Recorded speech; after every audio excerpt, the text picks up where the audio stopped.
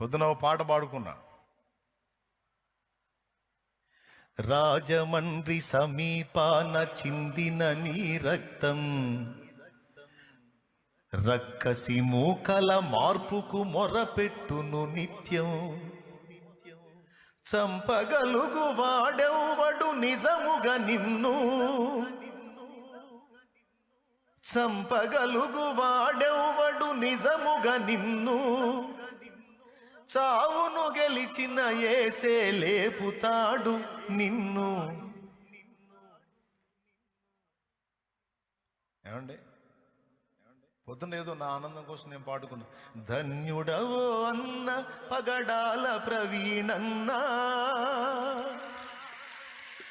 ధన్యుడవో అన్న పగడాల ప్రవీణన్న, దయామయుని హత సాక్షిగా ఒరిగినావన్న.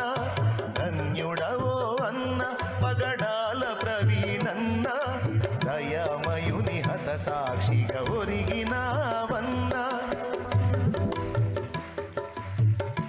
ఏమండి,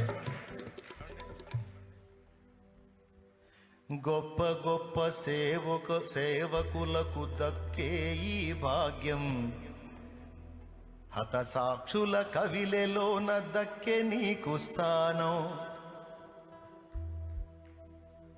పేతురన్న పౌలన్న నిలిచే ఆ వరుసలో, నీవు కూడా నిలిచేవు అన్నా ఇది సత్యం. నీవు కూడా నిలిచేవు అన్నా ఇది సత్యం. ధన్యుడవో అన్న పగడాల ప్రవీణన్న, దయామయుని హత సాక్షిగా ఒరిగినావన్న. ధన్యుడవో అన్న. దేవునికి స్తోత్రం. తప్పకుండా నా తండ్రి లేపుతాడు, కాకపోతే కొద్ది కాలం ఎడబాటు.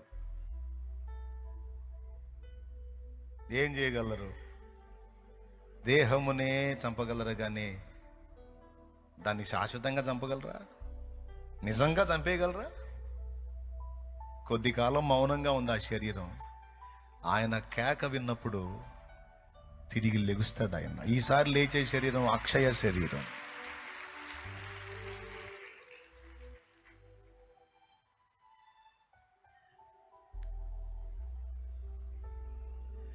యేసుని వార్తను చాటగా పయనము చేస్తూ, యేసుని వార్తను చాటగా పయనము చేస్తూ, ఉన్మాదుల చేతులలో బలి అయిపోయావు.